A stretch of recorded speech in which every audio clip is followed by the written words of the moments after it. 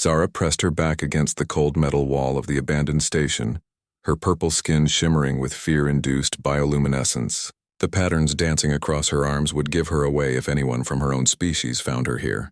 The Vorthak were hunting her again, and this time they would not show mercy.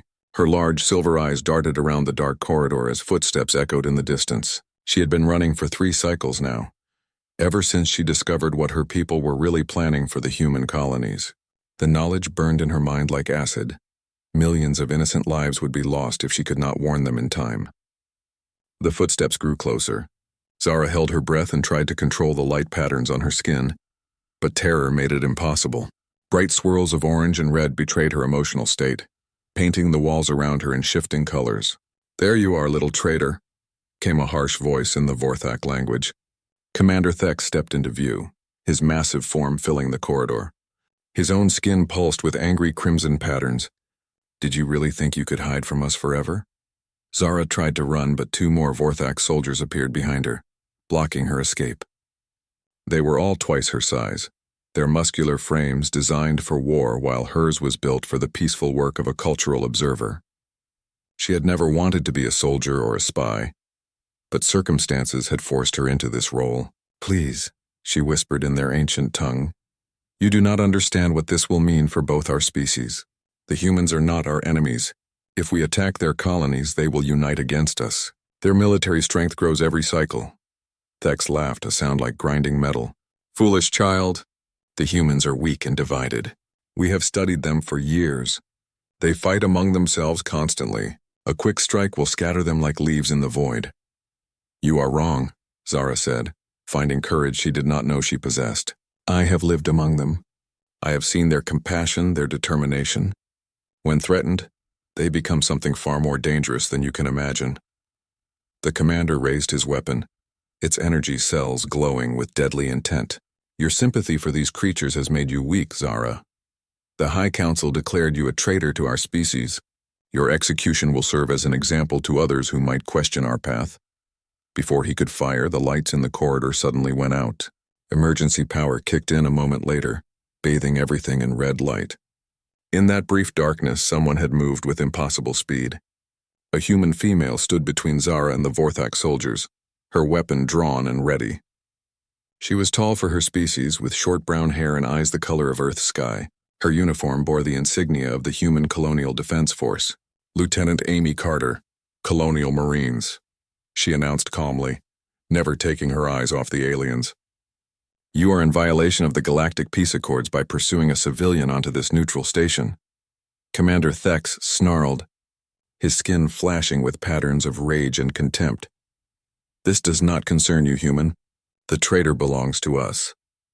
Amy shifted her stance slightly, and Zara recognized it as a combat position. The human was preparing to fight 3 opponents who each outweighed her by nearly 2 to 1.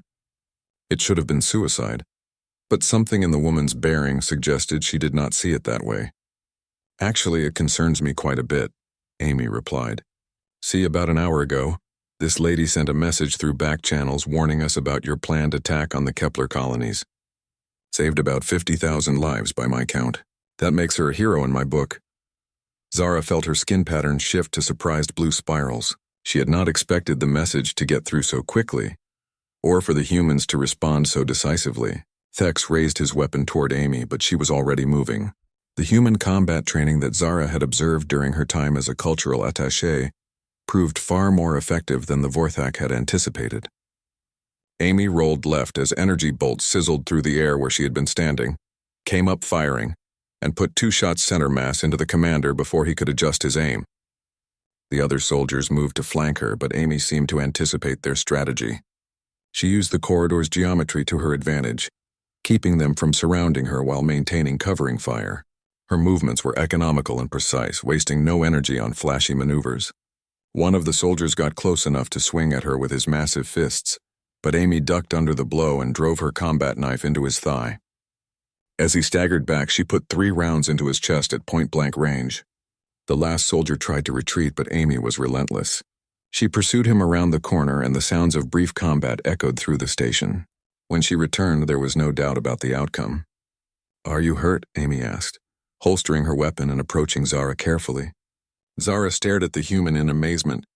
In less than 2 minutes, this one small female had eliminated 3 of the Vorthak's finest soldiers. More importantly, she had done it to protect someone from an alien species she barely knew. "I am unharmed," Zara managed to say in heavily accented human standard. "But I do not understand. Why did you help me?" Amy smiled, and Zara was struck by how the expression transformed the human's face. Among her own people, showing teeth was a sign of aggression, but on humans it conveyed warmth and friendship. "You stuck your neck out to save our people," Amy said simply.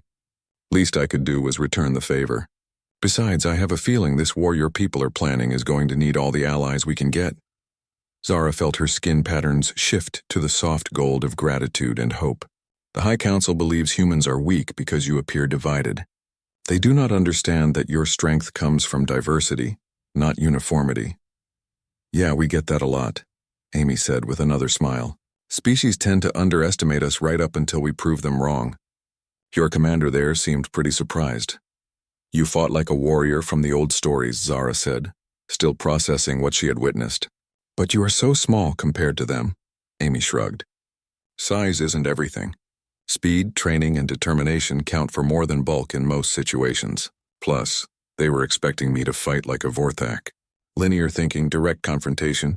Humans learned a long time ago that sometimes you have to be creative." Zara nodded slowly. This was exactly what she had tried to explain to the High Council during her reports. Human military doctrine was unlike anything the Vorthak had encountered before. They adapted quickly, used unconventional tactics, and most importantly, they never gave up once they decided something was worth fighting for. "What will happen now?" Zara asked. "My people will not stop hunting me, and your colonies are still in danger." "Well," Amy said, checking her weapon and scanning the corridor for more threats, "first we get you somewhere safe. Then we have a long conversation about Vorthak military capabilities and strategic planning. After that, we start figuring out how to convince your people that this war is a really bad idea." "They will not listen to me," Zara said sadly. "I am considered a traitor now." "Maybe not to you alone," Amy agreed. "But humans have some experience with changing minds through demonstration.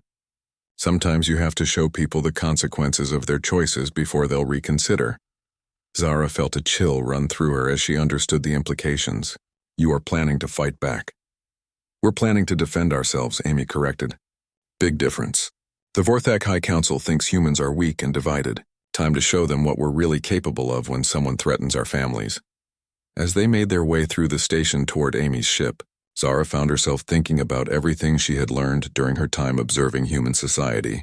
She had been fascinated by their music, their art, their endless capacity for both creation and destruction. But she had never truly understood what made them so resilient until now. It was not just their technology or their tactics, though both were formidable. It was something deeper, a refusal to accept defeat, a willingness to sacrifice everything for principles they believed in, and an ability to find strength in unity without losing individual identity. "Amy," she said as they reached the docking bay where a sleek human fighter craft waited, "if your people defeat mine in the coming conflict, what will you do with us?" The human paused at the airlock and considered the question seriously. "Probably the same thing we always do with former enemies. Help you rebuild, establish trade relationships, and eventually become allies. Humans are pretty good at turning enemies into friends given enough time." Zara stared at her in amazement. Even after everything the Vorthak had planned, after the betrayal and the attempted murder, this human was talking about friendship and alliance. "Your species is very strange," she said finally. Amy laughed, a sound that somehow managed to be both musical and fierce. "Yeah, we get that a lot too. Come on, let's go save both our species from making a terrible mistake." As their ship lifted off from the station, Zara watched the stars wheel past the viewport and felt something she had not experienced in many cycles: hope. The humans would not be easy prey for the Vorthak war machine. In fact, she suspected her people were about to learn a very painful lesson about underestimating humanity. She had feared her own people for their rigid thinking and casual cruelty, but